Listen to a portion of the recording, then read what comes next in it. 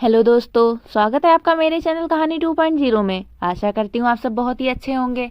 तो चलते हैं हमारी आज की कहानी की ओर। मैं जहाँ भी जाती मुझे बाजार में एक फकीर मिलता। मैं उसको 10 का नोट देती तो वह कहता, बेटा तुम्हारी माँ मुर्दा बेटा जन्मेगी। मैं उसकी बात को नज़रअंदाज कर देती। एक रोज़ भरे बाजार में वह फकीर चिल्ला कर बोला, तेरी माँ 1 महीने बाद मुर्दा बेटा जन्मेगी। यह सुनकर मुझे बहुत गुस्सा आया और मैंने फकीर को थप्पड़ मारकर कहा, पागल हो तुम, मेरी माँ तो 10 साल पहले ही मर चुकी है। फकीर रोता हुआ चला गया। ठीक 1 महीने बाद कॉल आई कि आप जल्दी अस्पताल आ जाएं, आपका मुर्दा भाई पैदा हुआ है। मैं हैरानगी से अस्पताल पहुंची तो नर्स ने मुझे मुर्दा थमा दिया। जब मैं कमरे से में गई तो मेरी आत्मा कांप उठी थी। वहां तो वही फकीर। मेरे पापा देश से बाहर रहते थे। मैं अपनी सहेली के साथ दिल्ली में रहती थी। सब कुछ सही चल रहा था, लेकिन अब मेरे साथ बड़े ही अजीबोगरीब हादसे होने लगे थे। मैं जब बाहर निकलती तो यूं लगता जैसे कोई मुझ पर नजर रखे हुए है, लेकिन जब मुड़ कर देखती तो पीछे कोई ना होता। मैं अजीब उलझन में फंस चुकी थी। मेरी अच्छी नौकरी लगी हुई थी। पापा भी हर महीने अच्छी खासी रकम मुझे भेज दिया करते थे। मैं आज़ाद परिंदे की तरह अपनी ज़िंदगी गुजार रही थी, लेकिन अब यूँ लगता था कोई मेरा पीछा कर रहा है। लेकिन मेरी हर कोशिश नाकाम हो जाती और पता ही ना लगता आखिर वह कौन है जो खुफिया तौर पर मुझ पर नज़र रखे हुए है। मैंने यह बात अपनी दोस्त विशाखा को भी बताई कि यार, मुझे ऐसा लगता है मेरा कोई पीछा करता है, लेकिन कौन है यह पता नहीं चल रहा। जब भी मैं पीछे देखती हूँ वहाँ कोई मौजूद नहीं होता।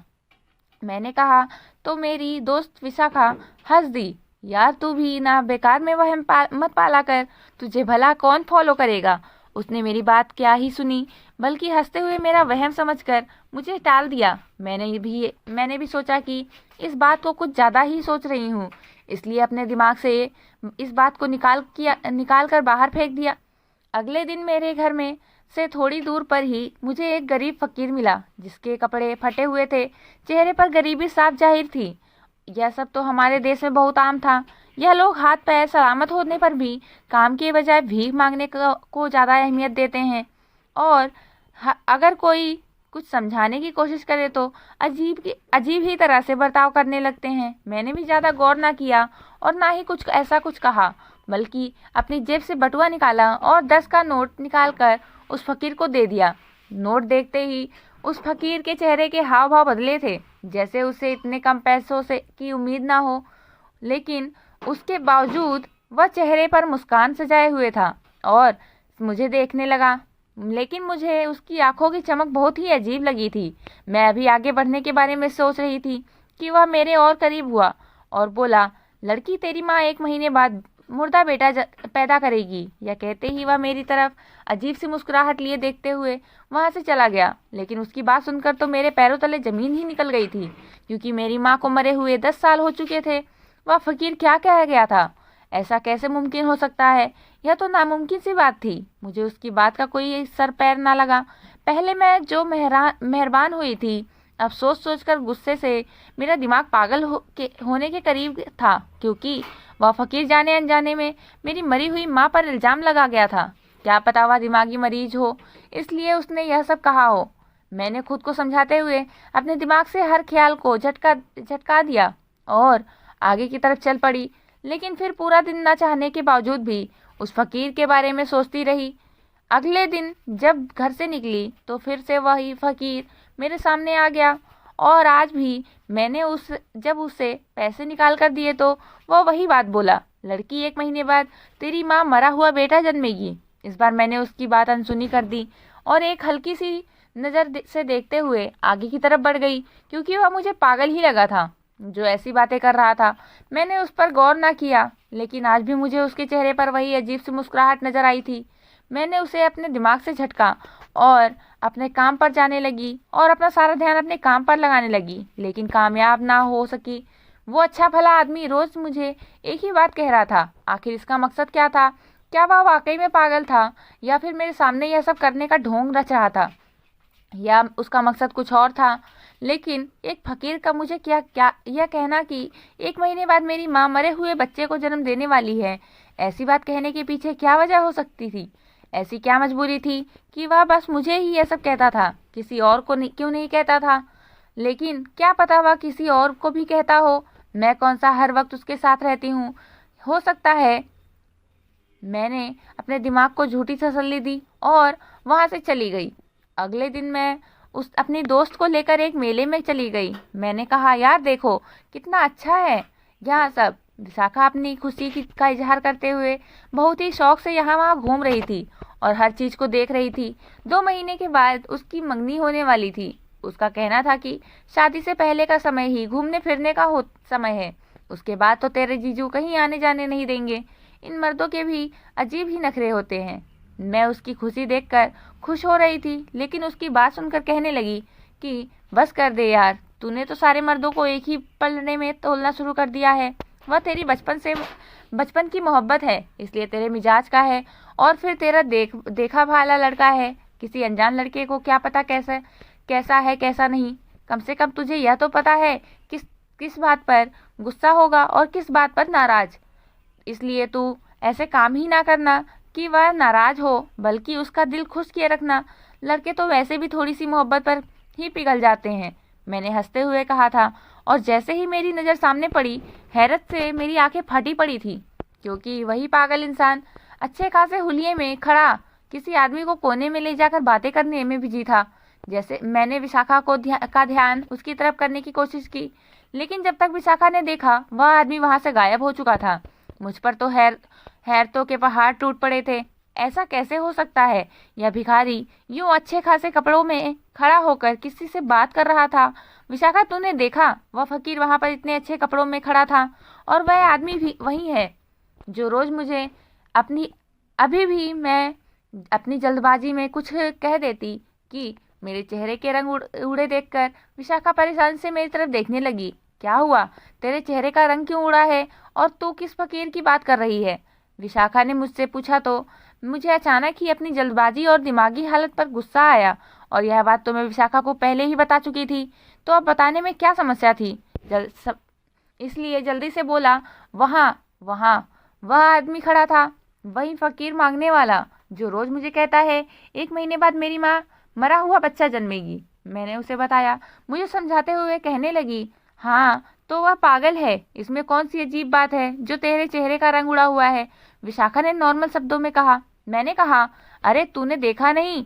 जब मैंने उसे देखा, वह सूट बूट पहने हुए था और वह किसी आदमी से बात भी कर रहा था वहां खड़ा होकर। मैंने विशाखा की अकल पर मातम करते हुए उसे पूरी बात बताई, लेकिन मेरी बात सुनने के बाद थोड़ी देर खामोश रहने के बाद विशाखा जो हंसी तो हंसते ही चली गई।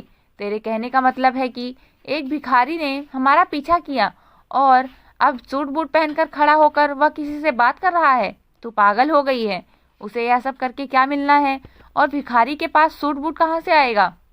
इसका मतलब असल में तूने तो फकीर को सोच कर उस फकीर को अपने दिमाग पर इतना हावी कर लिया है कि तुझे हर आदमी में इस फकीर का चेहरा नजर आता है। यह सब तेरा वहम है। मुझे तेरी तबीयत सही नहीं लग रही है, चल हम घर चलते हैं। उसने इन सब बातों को मेरे दिमाग का फितूर समझकर मुझे इस समय घर चलने के लिए कहा। वह मुझे लेकर घर आ गई। मुझे आराम करने को कहते हुए वह दूसरे बेड पर चली गई। हम लोगों ने एक ही फ्लैट किराए पर लिया था, जिसमें एक कमरा, एक ड्राइंग रूम था, साथ ही एक छोटा सा किचन भी था। जब मैंने नौकरी की तो विशाखा भी इस ऑफिस में काम करती थी। उसके माँ बाप दूसरे शहर में रहते थे, लेकिन वह नौकरी के सिलसिले में दिल्ली में रहती थी। लेकिन रहने की प्रॉब्लम मुझे भी थी। पापा का बिजनेस दूसरे देश में था, इसलिए वह दूसरे देश में रहते थे और मैं यहाँ अकेले थी। पापा ने मुझे कहा तो था कि तुम भी मेरे साथ चलो, लेकिन मैंने मना कर दिया था और मैंने यही नौकरी कर ली थी। मेरी और विशाखा की एक ही प्रॉब्लम थी, और वह था रहने का इंतजाम। हम दोनों में अच्छी बनने लगी थी, इसलिए हम दोनों ने मिलकर यहाँ एक छोटा सा फ्लैट ले लिया था, जिसमें हम दोनों मिलकर रहते थे। हमें किसी भी तरह की कोई समस्या नहीं होती थी। हम एक दूसरे का सहारा बने हुए थे। मैं सो गई, लेकिन नींद में भी मुझे उसी फकीर का भयानक सपना आया था। वह एक बहुत ही अजीब शक्ल वाला बच्चा लेकर मेरी तरफ बढ़ रहा था। मैं उससे डरती हुई उससे भाग रही थी और वह फकीर मेरी बेबसी देखकर हंसने लगा था। उसी वक्त सब कुछ बदल सा गया था। अब बच्चा मेरी माँ के हाथ में था और वह चिल्ला चिल्ला कर कह रही थी, यह तेरा भाई है, इसकी कातिल तू है। मैं अचानक से चीख मारकर उठ गई। मेरी आवाज़ सुनकर मेरी दोस्त विशाखा भी जल्दी से मेरे बेड पर आई थी। उसने पानी का ग्लास मुझे पकड़ाया। मैंने बदहवासी में एक ही सांस में पूरा ग्लास पानी खत्म कर दिया था। विशाखा ने मुझे बहुत ही हैरत से देखा। मैंने कहा, विशाखा, मैंने बहुत ही भयानक सपना देखा। वह फकीर आया था मुर्दा बच्चा लेकर। फिर मेरी माँ भी आई थी। वह मुझे उस बच्चे का कातिल कह रही थी, लेकिन मैंने कोई कत्ल नहीं किया और मेरी माँ तो मर चुकी है। यह सब कैसे हो सकता है विशाखा? मैं पागल हो जाऊंगी। मैंने अपने बालों को मुट्ठियों में भरते हुए कहा था, तू आराम कर। असल में तूने उस फकीर के बारे में बार बार सोचकर अपनी तबीयत खराब कर ली है, जिसकी वजह से तुझे बुरे से बुरे सपने आ रहे हैं। तू सो जा, मैं तेरे पास ही लेटी हूँ। उसने मुझे दिलासा दिया। मैं एक बार फिर वहीं सब कुछ सोचते हुए नींद की वादियों में उतर चुकी थी। लेकिन अगले दिन मेरा पूरा शरीर तेज बुखार से तप रहा था और इस वक्त मेरी ज़बान पर बस मेरी माँ का नाम जारी था। इस मुश्किल समय में विशाखा ने मेरा बहुत ख्याल रखा था। डॉक्टर के पास लेकर आई थी तो उसने भी यही कहा कि मैंने किसी बात की बहुत टेंशन ले ली है, जिसकी वजह से मुझे बहुत ही दिमागी दबाव पड़ा है और बुखार हो गया है। विशाखा ने मेरे सर पर ठंडी पट्टियां रखी, मुझे दवा दी। शाम में मैं कुछ बेहतर महसूस कर रही थी। अगले दिन तक मैं एक बार फिर से बिल्कुल ठीक हो चुकी थी। मैं घर से निकली तो और ऑफिस जाकर अपने काम को पूरा करने लगी। अब मैंने उस फकीर को अपने दिमाग से बिल्कुल निकाल दिया था। छुट्टी का समय हुआ तो मैंने बाजार का रुख किया। मुझे अपने लिए कुछ खरीदारी करनी थी। मैंने जाते ही अपने लिए बहुत खरीदारी की। तब मुझे यूं लगा जैसे कोई मेरा पीछा कर रहा हो, लेकिन मुड़कर देखा तो वहां पर कोई भी नहीं था। मैंने सारी खरीदारी कर ली तो भूख की वजह से मैं वहीं पर कुछ खाने के इरादे से आगे बढ़ी तो बाजार के बीचों बीच मुझे विशाखा भी मिल गई। अभी हम बैठकर खाना ही खा रहे थे कि वहां पर भी मुझे वही फकीर नजर आया। मैंने इस बार अपने बटुए से 100 का नोट निकालकर उसे दिया तो मेरा देखा देखी विशाखा ने भी उसे 100 का नोट पकड़ा दिया और कहा, दुआ करना मेरा होने वाला पति मुझसे खूब प्यार करे और हमारी शादीशुदा जिंदगी बहुत ही प्यार के साथ गुजरे। फकीर ने उसे दुआ दी और वहीं पर भरे बाजार के बीचों बीच चिल्ला कर बोला, लेकिन इसकी माँ के 1 महीने के बाद मरे हुए बच्चे को पैदा करेगी। इतनी भारी भीड़ में उसकी जबान से अपनी माँ के लिए ऐसे शब्द सुनकर मुझे बहुत गुस्सा आ गया था और मैंने उठकर खींचकर उसके मुंह पर एक थप्पड़ मारा। मैंने कहा, अपनी बकवास बंद कर। मेरी माँ को मरे हुए 10 साल हो चुके हैं और तू मेरी माँ पर मरी हुई माँ के लिए ऐसे शब्द इस्तेमाल कर रहा है। मैंने उसे एक और जोरदार थप्पड़ जड़ दिया तो मेरी दोस्त और बाकी के लोगों ने आकर हमारे बीच बचाव किया था। मैं गुस्से की हालत में जल्दी से वहां से निकल चुकी थी। मेरा बस नहीं चल रहा था कि वह आदमी मेरे सामने आ जाता तो मैं उसका कत्ल कर देती। मैं सीधा अपने घर आई थी। मैं अपनी माँ के तस्वीर के सामने खड़ी होकर मैं बिलख बिलख कर रो रही थी। मैं अपनी माँ से बहुत प्यार करती थी और उस आदमी ने मेरी माँ के लिए ऐसे गलत शब्द इस्तेमाल किए तो मेरा खून खौल उठा था। लेकिन मैं बेबस थी, मैं क्या कर सकती थी। इसलिए आज बहुत गुस्से की हालत में मेरा हाथ उस फकीर पर उठ गया। लेकिन वह आदमी भी बहुत अजीब था। कभी फटे कपड़े में भीख मांगता तो कभी सूट बूट में खड़ा बातें कर रहा होता था। आखिर इसका मुझे मेरी माँ के बारे में ऐसी बातें करने के पीछे क्या मकसद था? वह मुझसे क्या चाहता था? क्या उसे पैसों की जरूरत थी जिसकी वजह से वह झूठ बोल रहा था? यह बात कोई और थी। इस हादसे के बाद 4 दिन तक वह आदमी मुझे नजर नहीं आया। मैं भी उसे भूलकर अपनी जिंदगी में बिजी हो चुकी थी। लेकिन ठीक 2 हफ्ते बाद वह एक दिन फिर मेरे सामने आकर खड़ा हो गया और बोला, कल तेरी माँ एक मरे हुए बच्चे को जन्म देगी। वह काफी घबराया हुआ था। उसने अपना चेहरा एक कपड़े से ढका हुआ था और लगातार यहाँ वहाँ देखकर मुझसे यह बात कर रहा था जैसे उसे किसी का डर सता रहा हो। मुझे उसकी बात पर गुस्सा तो बहुत आया था, लेकिन अब मैंने उसकी हालत पर गौर किया तो वह बहुत बुरी हालत में था। होठ सूखे हुए थे, जैसे कुछ खाया पिया ना हो। इससे पहले मैं उससे कहती कि उसने ना जाने क्या देख लिया कि मुझसे मेरा नंबर मांगने लगा। उसका चेहरा डर के मारे सफ़ेद पड़ चुका था। उसके बाद वह जल्दी से वहाँ से भाग गया था। मैंने अपने आसपास नजरें घुमाई तो मुझे ऐसा कुछ ना मिला कि मैं शक करती। उसको ऐसी हालत में देखकर मैं इस कदर बदहवास हुई थी कि जब घबरा कर नंबर मांगने लगा तो मैंने उसे अपना नंबर दे दिया था। लेकिन अब मुझे अपनी जल्दबाजी पर गुस्सा आ रहा था। आखिर मैंने उसे नंबर दिया ही क्यों? लेकिन नंबर उसे लेकर करना क्या था। खैर, मैंने इन सारी बातों को दिमाग से झटका और घर आ गई। खाना खाने के बाद मैं कुछ देर के लिए सो गई थी। शाम को उठी तो घर का कुछ जरूरी सामान लाना था। वही लेने के इरादे से मैं मार्केट चली आई। अभी मैं कुछ सामान खरीद रही थी कि तभी मेरी नज़र रिक्शे पर बैठी एक औरत पर पड़ी थी। उसे देखकर मैं उसे देखती रह गई।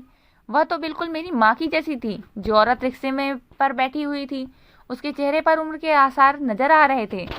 चेहरा कुछ मुरझाया हुआ था, लेकिन शायद वह प्रेग्नेंट थी। मैं हक्का बक्का से उसे देख रही थी। वह भला मेरी माँ कैसे हो सकती थी। मेरी माँ तो 10 साल की उम्र में ही मुझे छोड़कर इस दुनिया से चली गई थी। मैं जल्दी से उस रिक्शे की तरफ बढ़ी थी कि तभी दुकान वाले ने मेरा हाथ पकड़ लिया। कहने लगा, मैडम जी, जो सामान लिया है उसके पैसे तो देकर जाओ। मैंने जल्दी से पर्स में से पैसे निकाले और उस आदमी को दिए। उसने खुले पैसे मुझे दिए। इतनी देर में वह रिक्शा पता नहीं किस गली में मुड़ गया। मैंने इधर उधर से उसे ढूंढने की कोशिश बहुत की, लेकिन वह रिक्शा वाला मुझे कहीं नहीं दिखाई दिया। अब पता नहीं क्यों मुझे उस फकीर की बात पर विश्वास होने लगा था। क्या सच में वह औरत मेरी माँ थी या बस मेरी आंखों का धोखा था। मैं उलझन का शिकार थी और इसी उलझन में घर वापस आ गई। मेरे दिमाग के पर्दे पर मेरी बीती जिंदगी घूमने लगी थी। मैं 10 साल की थी कि तभी मेरे पापा एक दिन रोते हुए घर आए थे। कहने लगे, बेटा, तुम्हारी माँ एक एक्सीडेंट में मर गई। एक्सीडेंट की वजह से उसका चेहरा बहुत खराब हो गया था, यहाँ तक कि उसका पूरा शरीर कुचल गया था। मैंने उसका अंतिम संस्कार कर दिया है। तुम बिन माँ की रह गई हो मेरी बच्ची। पापा ने मुझे गले लगाकर तसल्ली दी थी। खुद भी रो रहे थे और माँ की मौत की खबर सुनकर मैं भी फूट फूट कर रो रही थी। मेरी माँ मुझे बहुत मोहब्बत करती थी। एक पल के लिए भी मुझे आंखों से ओझल नहीं होने देती थी। उस दिन भी पापा जबरदस्ती मेरी माँ को लेकर गए थे। हालांकि मेरी माँ जाना नहीं चाहती थी, लेकिन पापा ही उन्हें जबरदस्ती यह कहकर ले गए थे कि चलो, तुम्हें कुछ शॉपिंग करवा दूंगा। माँ ने कहा कि मैं अपनी बेटी को साथ लेकर जाऊंगी, लेकिन पापा ने कहा कि नैना को यहीं घर पर छोड़ दो, हम जल्दी ही वापस आ जाएंगे। मैं घर पर अकेली रह गई थी और अपने खिलौनों से खेल रही थी कि तभी पापा ने यह दर्दनाक खबर आकर सुनाई थी। मैं कितने दिनों तक माँ को याद करके रोती रही।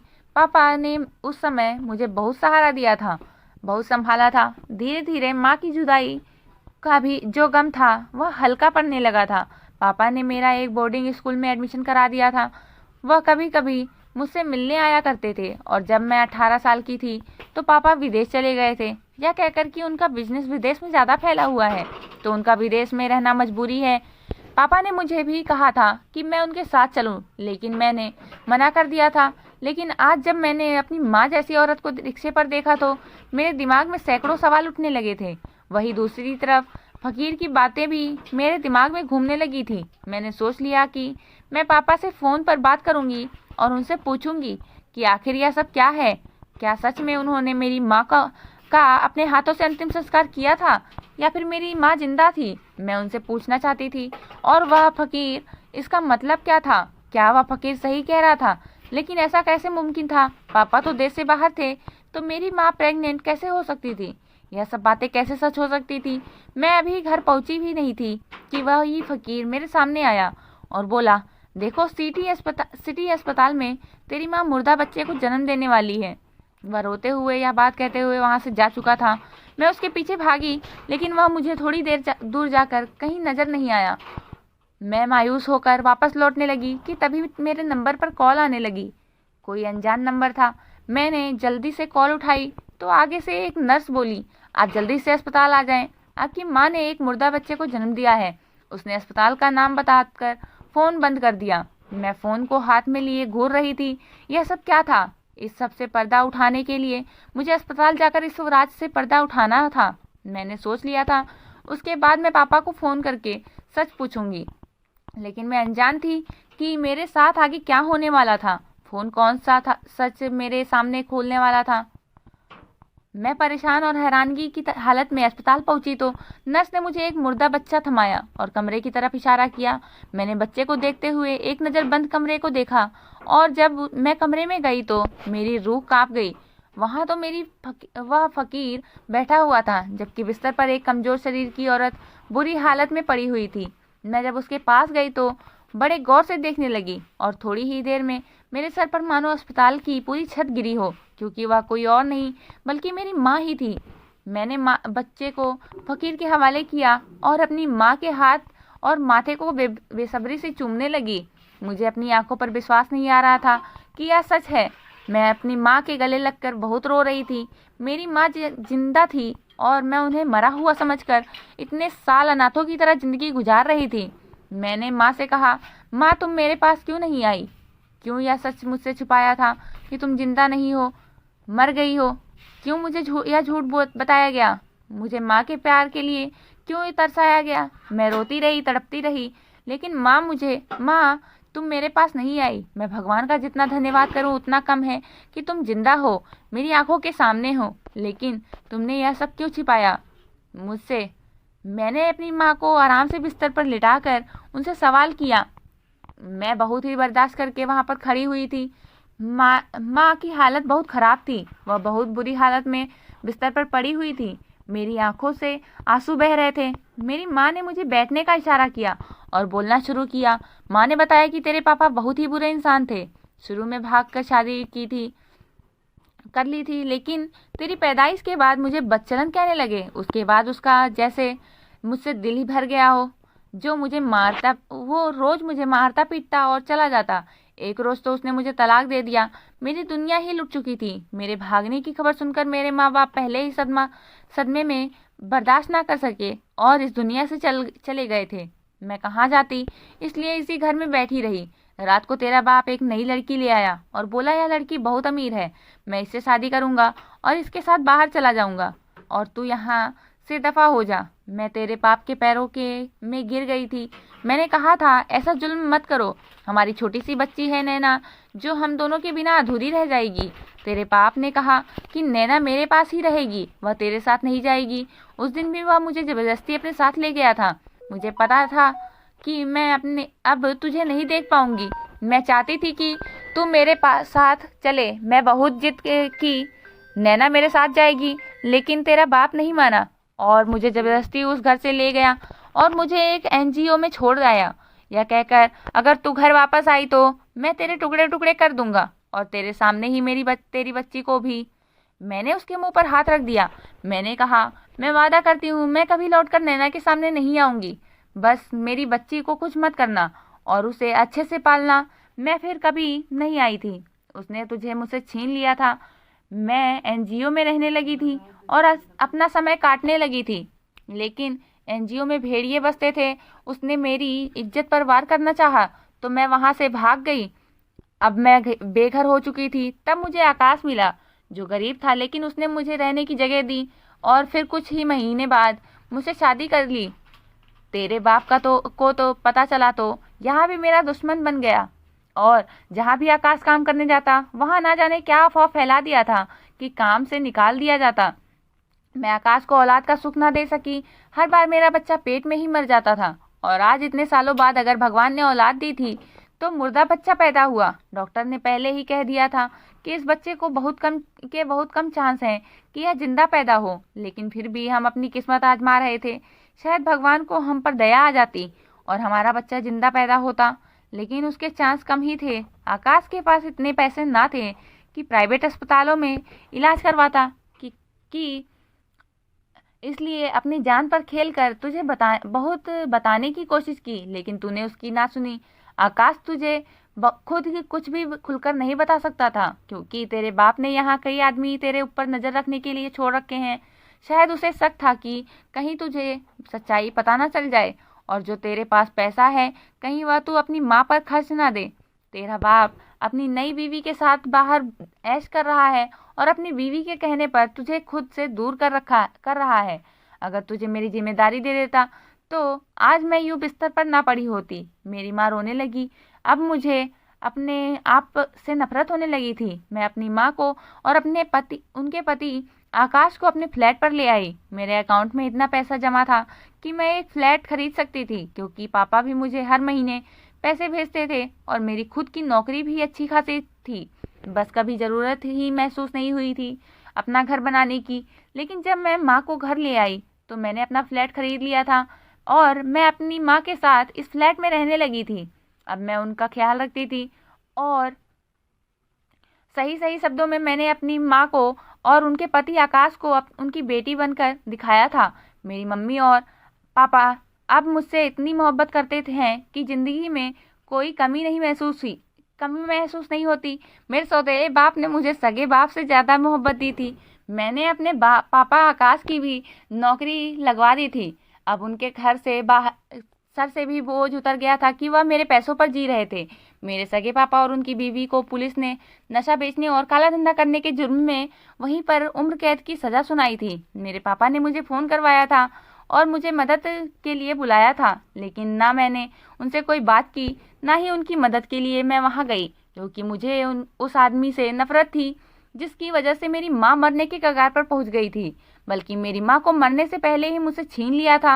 अब हम सब अपनी ज़िंदगी में खुश हैं। तो दोस्तों, आपको यह कहानी कैसी लगी मुझे कमेंट करके ज़रूर बताना। मैं ऐसी ही अच्छी अच्छी कहानियाँ आपके लिए लाती रहूँगी। और पूरी कहानी सुनने के लिए आपका बहुत बहुत धन्यवाद। और अगर चैनल को सब्सक्राइब नहीं किया है तो जल्दी से सब्सक्राइब करें और बेल आइकन दबाना ना भूलें। मिलते हैं अगली वीडियो में।